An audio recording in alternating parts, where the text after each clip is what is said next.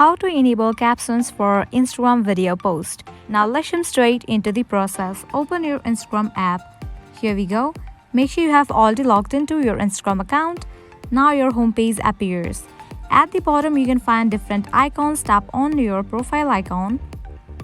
Now your profile appears. At the top right corner you can find 3 horizontal lines. Tap on it. Now go to this option settings. Over here you can find different options. Go to this option account. Now here you can find this option of captions. Open it. Now you have to enable this icon. And here you go. Video post you will watch will show auto-generated captions from now.